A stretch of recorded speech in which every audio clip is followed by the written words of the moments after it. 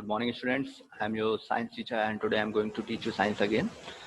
In last few videos, we continued with our second chapter of science, that is matter in our surroundings. Is matter around us pure?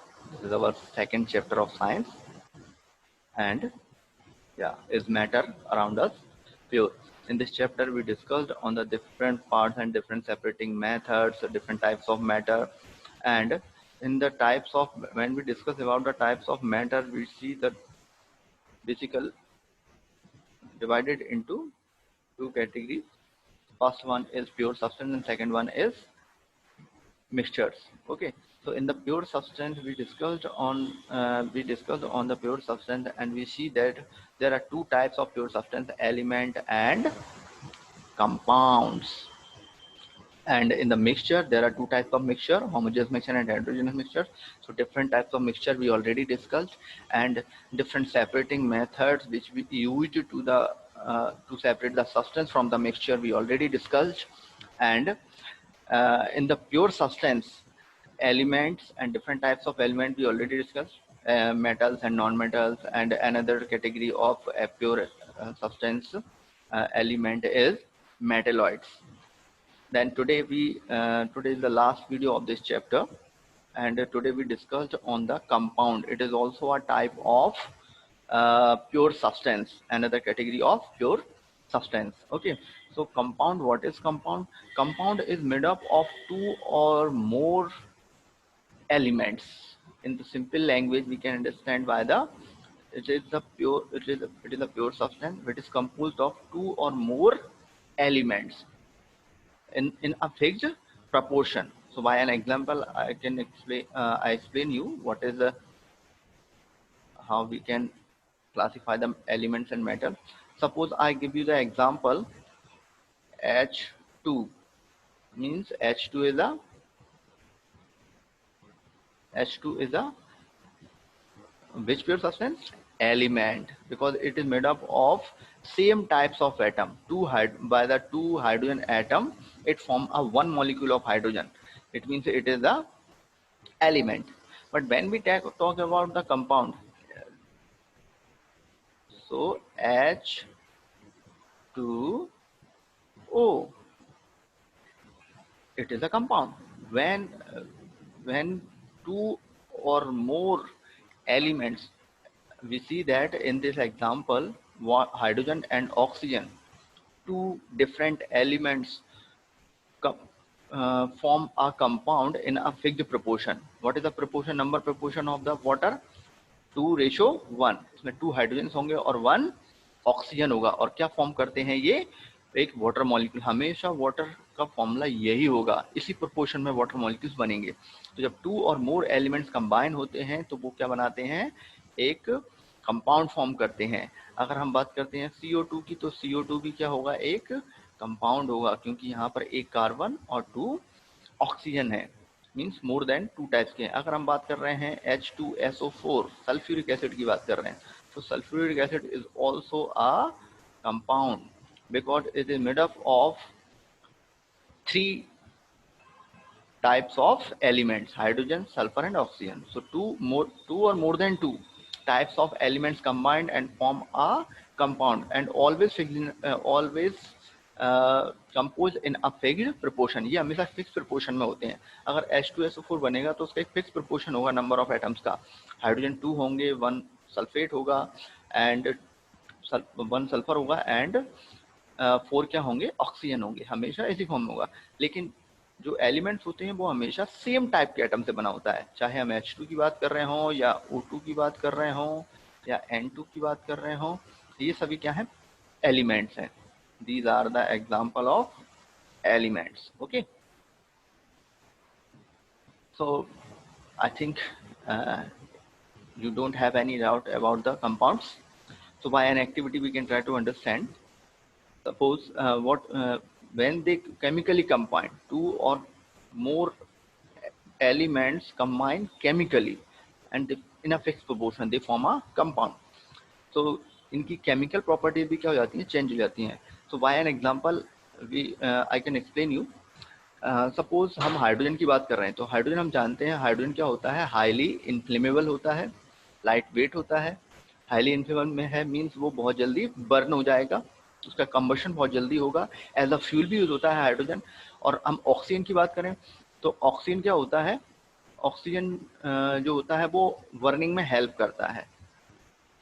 Hydrogen खुद burn होता है और oxygen burning में help करता है, but जब दोनों एक फिक्स पोजीशन में मिल जाते हैं तो उनकी प्रॉपर्टीज चेंज हो जाती हैं। H2O फायर को जलने नहीं देगा, वो खुद भी बर्न नहीं होगा और ना ही फायर को बर्न होने देगा, तो मीन्स उसकी प्रॉपर्टी चेंज हुई ना जब दोनों कंबाइन हो गए।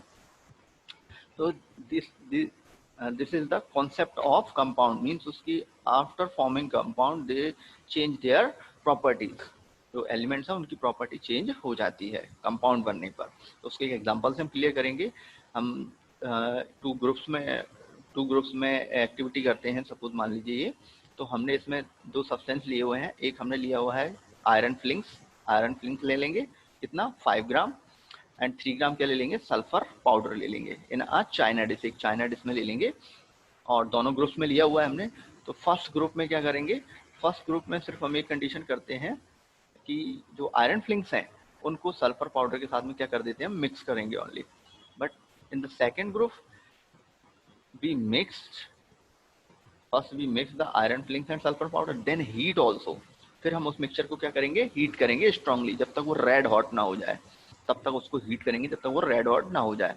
And after removing the flame let mixture the cool, then हम कंपेयर करते हैं कि दोनों हमारे पास एक मिक्सचर था सिंपल, हमारे पास दो ग्रुप से, एक ग्रुप में हमारे पास आयरन फ्लिंक्स और सल्फर पाउडर का मिक्सचर है, और एक में जो मिक्सचर था उसको हमने हीट किया हुआ है, रेड हॉट किया हुआ है, कूल कर लिया है। अब हमारे पास 2 डिफरेंट टाइप के सब्सटेंस हो गए, और उन सब्सटेंस को हमने फर्स्ट ग्रुप के सब्सटेंस को और सेकेंड ग्रुप के सब्सटेंस को दोनों को अलग अलग 2-3 पार्ट्स में डिवाइड कर लेंगे, जिससे हम उन पे अलग अलग एक्सपेरिमेंट कर सकें। ओके, तो फर्स्ट हम क्या करेंगे, उस एक मैग्नेटिज्म टेस्ट करेंगे। उसके ऊपर मैग्नेट ले जाएंगे, और फर्स्ट के ऊपर मैग्नेट ले जाएंगे तो हम क्या देखेंगे कि जब हम मैग्नेट ले गए हैं फर्स्ट वाले के ऊपर, तो उसमें जो आयरन फ्लिंक्स है वो मैग्नेट से अटैच हो जाते हैं। लेकिन सेकंड वाले ग्रुप में जाते हैं तो मैग्नेट से अटैच नहीं होते हैं, तो मीन्स उसकी कहीं ना कहीं केमिकल प्रॉपर्टीज क्या हुई हैं, चेंज हुई हैं। कैसे, अगर फर्स्ट में मैग्नेट जो आयरन फ्लिंक्स थे उनमें मैग्नेटिक प्रॉपर्टी बनी हुई है, इसलिए वो मैग्नेट से अटैच हो गए, है ना। लेकिन सेकंड में जब उनको रेड आउट किया गया तो आयरन फ्लिंक्स ने किससे रिएक्शन कर ली, सल्फर से रिएक्शन कर ली, and it loss their property, उसकी जो मैग्नेटिक प्रॉपर्टी वो उसकी लॉस हो गई, इसलिए वो मैग्नेट से अटैच नहीं होगा। एंड द सेकंड हम क्या करते हैं, फर्स्ट जो हमने लिया था सल्फर पाउडर, जो फर्स्ट ग्रुप में हमने जो मिक्सचर लिया था एंड सेकंड ग्रुप में जो मिक्सचर लिया था, हम उनके टेक्सचर देखेंगे, दोनों के टेक्सचर देखेंगे और उनका कलर देखेंगे और दोनों को कंपेयर करेंगे। तो हम देखते हैं कि फर्स्ट वाले का जो कलर था उसमें कोई चेंज नहीं आया है, लेकिन जो सेकंड हॉट वाला जो है, सेकंड जो ग्रुप का हमने डिवाइड किया था, जिसको हीट किया था, उसका कलर चेंज हो गया है, क्योंकि उसमें क्या हो चुकी है, हीट से उनकी केमिकल रिएक्शन हो चुकी है, तो उसका कलर भी चेंज हो जाएगा। एंड फिर हम उस पर एक पोर्शन पे क्या करके देखेंगे, जो दोनों ग्रुप हैं ए और बी, दोनों ग्रुप के जो सब्सटेंस हमको मिले थे, मिक्सचर मिले थे, तो हम दोनों में क्या करेंगे, कार्बन डाइसल्फाइड की रिएक्शन कराते हैं, कार्बन डाइसल्फाइड की रिएक्शन कराते हैं, किसमें, फर्स्ट ग्रुप पे और सेकंड ग्रुप पे, और उसको अच्छे से मिक्स करते हैं, स्टार करते हैं, देन फिल्टर करते हैं। और दोनों में हम क्या देखते हैं, रिएक्शन करते हैं, तो हम क्या देखते हैं, दोनों में रिजल्ट हमको डिफरेंट मिल रहे हैं। एंड सेम हम किसके साथ करके देखते हैं, डाइल्यूट सल्फ्यूरिक एसिड। अब हम एक और पोर्शन के साथ में क्या करेंगे, दोनों ग्रुप के जो हमारे मिक्सचर थे, दोनों मिक्सचर पे एक एक पोर्शन अलग निकाल के रखे थे हमने, 2-2, 3-3 पोर्शन कर लिए थे, उस पर हम अब एसिड की रिएक्शन करके देखते हैं।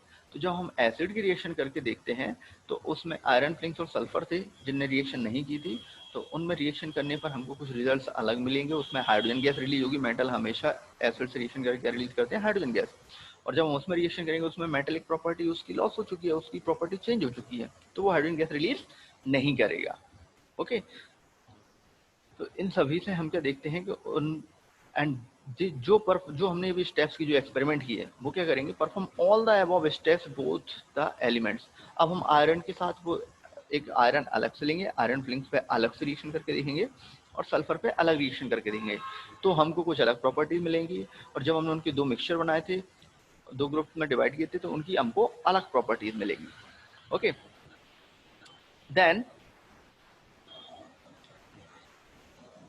Mixture and compound. यहाँ पर अगर डाउट हो सकता है आपको, तो इसके लिए हम क्या करते हैं, डिफरेंशिएट किया हुआ है मिक्सचर को एंड कंपाउंड को। कंपाउंड हम जानते हैं 2 और मोर एलिमेंट से मिलकर बना होता है और एक फिक्स प्रोपोर्शन में होता है। और मिक्सचर क्या हो सकते हैं, 2 और मोर कंपाउंड्स भी मिक्स हो सकते हैं, 2 और मोर एलिमेंट्स भी मिक्स हो सकते हैं, और क्या बना सकते, और एक कोई भी एक अनफिक्स्ड प्रोपोर्शन हो सकता है, तो मिक्सचर बन जाएगा। वो एक दूसरे में डिसॉल्व हो सकते हैं और उनकी केमिकल प्रॉपर्टीज में चेंज हो भी सकता है, नहीं भी हो सकता। तो कुछ पॉइंट्स पर हम डिफरेंस देखते हैं। एलिमेंट्स और कंपाउंड, जो मिक्सचर होता है वो एलिमेंट और compound just mix together. Elements हो सकते हैं 2 और मोर, और कंपाउंड होते हैं उनको जस्ट मिक्स कर सकते हैं, और मिक्स करने पर क्या बनता है, मिक्सचर बनता है। एंड नो न्यू कंपाउंड, इसमें कोई नया कंपाउंड नहीं बनेगा, लेकिन सिर्फ मिक्स होंगे वो। But in the case of compound, element react होते हैं और एक नया कंपाउंड फॉर्म होता है जिसकी प्रॉपर्टीज अलग होती हैं, इनकी प्रॉपर्टीज में चेंज नहीं आएगा। अब mixture has a variable composition, इसका जो कंपोजिशन होगा मिक्सचर में वो वेरिएबल हो सकता है, कम ज़्यादा हो सकते हैं, एलिमेंट कम कंपाउंड ज़्यादा कर सकते हैं, कंपाउंड कम एलिमेंट ज़्यादा कर सकते हैं। But in the matter of compound, composition of each new substance is always fixed। जब कंपाउंड फॉर्म होता है तो वो हमेशा एक फिक्स प्रोपोर्शन होता है। अगर H2O फॉर्म हुआ तो वो H2O ही होगा, अगर कार्बन डाइऑक्साइड है तो CO2 होगा, अगर सल्फ्यूरिक एसिड है तो H2SO4 होगा, हाइड्रोक्लोरिक एसिड है तो HCl होगा, हमेशा उसका एक फिक्स प्रोपोर्शन रहेगा। A mixture shows the properties of the constituent substances, जो प्रॉपर्टी जो शो करेगा मिक्सचर, वो किसकी प्रॉपर्टी शो करेगा, उसमें जो एलिमेंट और जो कंपाउंड हमने मिक्स किए थे उनकी प्रॉपर्टी शो करेगा। सपोज अगर उसका टेस्ट कंपाउंड का कैसा है, स्वीट है, तो इस मिक्सचर का भी कैसा होगा, स्वीट होगा। अगर सोर है तो सोर होगा। मीन्स जो कंपाउंड की प्रॉपर्टीज हैं वो मिक्सचर के बाद भी प्रॉपर्टीज वही शो करेगा जो जो मिक्सचर है। लेकिन अगर कंपाउंड में जो होगा तो वो एक नई प्रॉपर्टी शो करेगा, वो हमारे एलिमेंट और कंपाउंड से डिफरेंट प्रॉपर्टी शो करेगा, क्योंकि रिएक्शन के बाद प्रॉपर्टी चेंज हो जाएंगी कंपाउंड होने के बाद। The constituent can be separated Fairlie easily by physical method. हमने बहुत सारी मेथड्स पढ़ी थी इस चैप्टर में, सेपरेटिंग मेथड्स पढ़ी थी हमने, filtration, chromatography and different methods भी studied. So by the physical methods we separate the constituents of the mixture। Mixture में जो constituents हैं एलिमेंट और कंपाउंड, उनको फिजिकल मेथड से हम सेपरेट कर सकते हैं। But in the compound we can't separate the constituents of the compound। we can separate the substance by chemical method or by electrochemical reaction, chemical reaction और electrochemical reactions only। Physical method से हम इसको separate नहीं कर सकते। एक example से हम इसको और अच्छे समझ सकते हैं। जैसे मान लीजिए हमने 2 ग्रुप्स में डिवाइड किया था, एक में हमने सल्फर लिया था और आयरन क्लिंक लिए थे, तो वो दोनों मिक्स हुए, लेकिन वो अपनी प्रॉपर्टी शो कर रहे हैं, तो वो क्या हुआ, हमारा मिक्सचर हुआ है। वो क्या है, हमारा मिक्सचर, क्योंकि उसमें आयरन और सल्फर पाउडर मिक्स है। जब उसके बाद मैग्नेट ले गए तो आयरन फ्लिंग मैग्नेट से चिपक गया, तो इट मीन्स वो किसकी शो कर रहा है, वो अपनी बेसिक प्रॉपर्टी शो कर रहा है।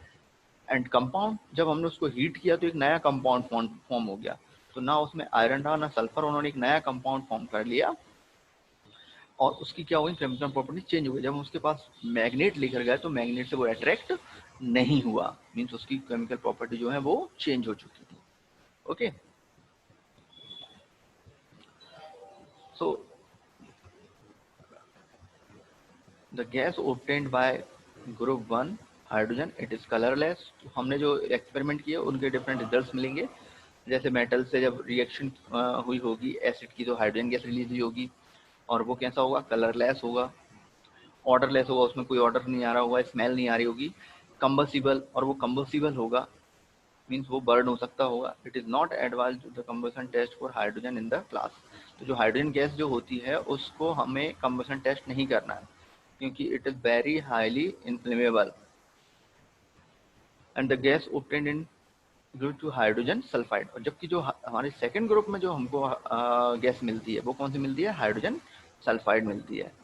It is a colourless gas, ये गैस कलरलेस होती है और इसमें जो, लेकिन इसमें स्मेल आएगी जब रिएक्शन होगी तो कैसी, smell of a rotten egg, एक रोटेड एग, एक सड़े हुए एग जैसी स्मेल इसमें आएगी हमको। Okay, and you have observed that products obtained by both groups show the different properties through the starting material were the same. Group 1 has carried out the activity involving a physical change, whereas in case of second group chemical change. तो हमने दोनों group में हमने reaction देखी। First में जो change हुए वो फिजिकल चेंजेस थे और सेकंड में जो थे वो हमने क्या देखा, केमिकल चेंजेस हमको देखने को मिले थे। तो जो हमने एक्सपेरिमेंट किए थे उन पर थोड़ा सा और डिस्कस करेंगे। The material obtained by group 1, जो ग्रुप 1 में जो मटेरियल ऑब्टेन्ड हुआ है मिक्सचर ऑफ टू सब्सटेंसेस का, the substance given the element, तो उससे हमें कौन कौन से सेपरेट करने पर क्या मिलेंगे, आयरन और सल्फर मिल जाएंगे। The properties of mixture are same as that constant, और उसकी प्रॉपर्टीज हम डिस्कस कर चुके हैं मिक्सचर और कंपाउंड के डिफरेंस में कि उसकी जो कॉन्स्टेंट्स की ही प्रॉपर्टी शो करते हैं। द मटेरियल ऑब्टेन्ड, लेकिन जो सेकंड ग्रुप का जो मटेरियल हमको मिलेगा on heating two elements strongly they get a compound, we get a compound, तो हमें एक नया कंपाउंड फॉर्म होगा जो मिलेगा जिसकी प्रॉपर्टीज जो होंगी उसके जो एलिमेंट्स और कंपाउंड से उनसे एकदम डिफरेंट होंगी। Okay, so the composition of a compound is same throughout. We can observe that texture and color of the compound are the same throughout.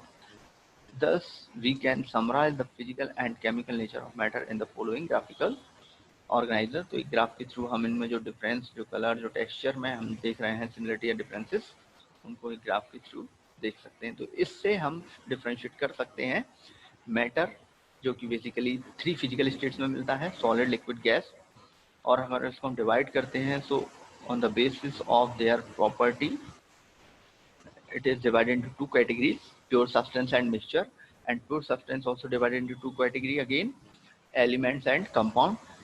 These both of the example of pure substance, and we cannot broken down the element into simpler substances, हम इसको simpler substance में divide नहीं कर सकते, ये simplest unit होती है, but इसको हम डिवाइड कर सकते हैं कंपाउंड को। तो हमने जैसे कि देखा H2O, तो उसको ऑक्सीजन और हाइड्रोजन में डिवाइड किया जा सकता है, लेकिन जैसे एलिमेंट था H2 उसको हम डिवाइड नहीं कर सकते, ये एक फिक्स कंपोजिशन में बने हो सकते हैं, इनको केमिकल और इलेक्ट्रोकेमिकल रिएक्शन से हम सेपरेट कर सकते हैं।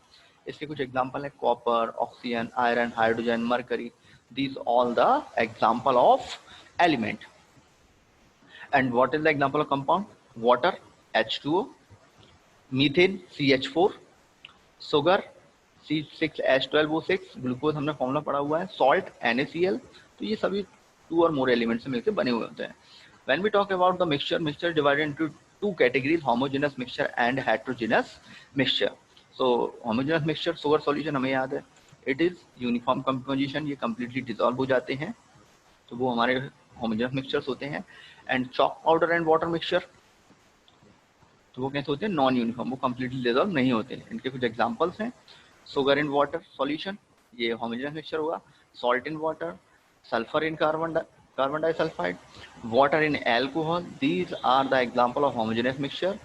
And in heterogeneous mixture, for example sand and salt mixture, ये अच्छे से कंप्लीटली मिक्स नहीं होते हैं, नॉन यूनिफॉर्म कंपोजिशन होता है इनका, तो these are put into the category of heterogeneous mixture. Sugar and salt, भले हम उनको मिक्स कर दें लेकिन उनके प्रॉपर्टीज डिफरेंट होंगी, वो कंप्लीटली मिक्स नहीं होंगे। वाटर इन ऑयल मिक्स होंगे लेकिन एक इमिसिबल मिक्सचर तैयार होगा, सॉल्यूशन तैयार होगा, जिनको थोड़ी देर तक अगर हम अनडिस्टर्ब रखते हैं तो वो हमें 2 सेपरेट लेयर्स में मिल जाएंगे। ओके, तो today we finished our second chapter. From tomorrow we start our next chapter of the science. I hope आप लोगों को समझ में आया होगा। If you have any doubt you can ask. Good luck.